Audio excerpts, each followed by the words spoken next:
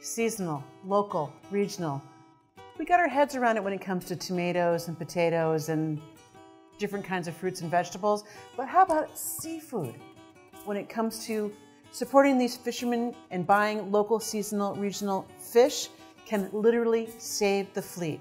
Keep Gloucester a working waterfront because the economic impact, but also let's think about history and tradition and great fish like Atlantic pollock, caught right off the coast of Cape Ann.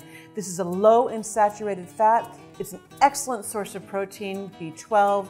It's a firm white fish and it's jam-packed with omega-3 fatty acids. What are omega-3 fatty acids? It's a fat that your body needs but can't produce. You've got to eat omega-3 fatty acids to get them into your body. And we know that eating omega-3 fatty acids is good for heart health, brain health, and autoimmune diseases. So really, omega-3 fatty acids are super important. We're going to cook this Atlantic pollock in papillote, and I'm going to show you how to do that. It's a fancy word for in paper, a French word. And we're going to also serve it on top of potatoes and parsnips that have been cooked in milk and mashed together. It's all white, and then we're going to put a little sprig of parsley on the end just for a little color pop. Let's have some fun. The paper that we're going to be using is wax paper. I folded it in half, and I'm going to lay it flat, like so. So I have a nice rectangle, and then I'll cut out a heart shape, big fat heart. And this is great for a dinner party. You can cook inside this paper and then unwrap it at the dinner table. It's a very forgiving way to cook. Now we open it up, there's your heart shape, very beautiful.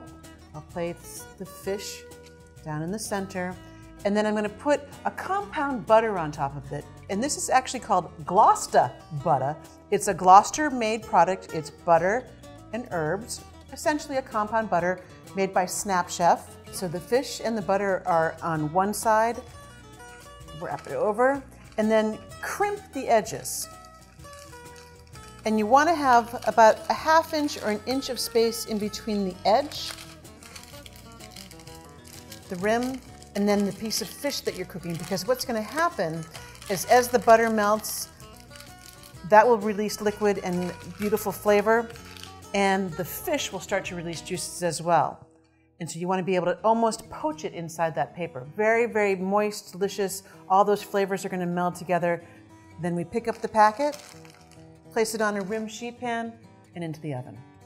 Okay, so in this pot, I have potatoes and parsnips. Both of them had been peeled, and I covered with them just with milk. You could use cream and milk. You could use milk and water mix, but just enough to cover it, and you're going to gently simmer them. Try not to boil them because they'll boil over, just until they're softened, and then we're going to mash them.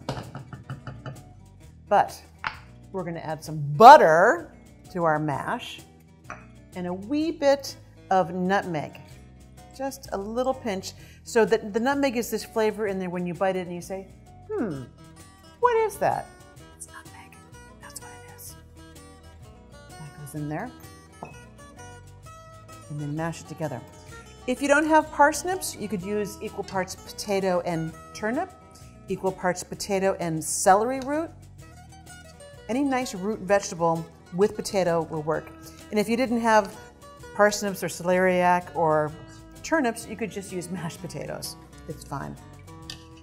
I like my mashed potatoes to have a little bit of texture, also known as lumps, but you're going to mash it to the consistency that you like. Don't overthink it though.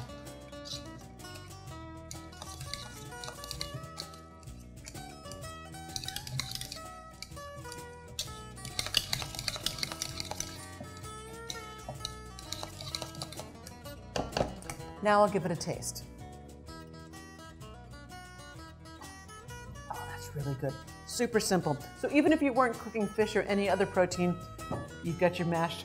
Delicious. And now it's time to plate. A beautiful serving plate. And here's that fish that we cooked earlier in papillote. I'll just take some scissors. And remember I mentioned that it's a very forgiving way to cook. You're going to see it's going to be perfectly cooked in here and nice and moist. The butter has melted. They went from sort of gray and translucent to firm, white, and opaque.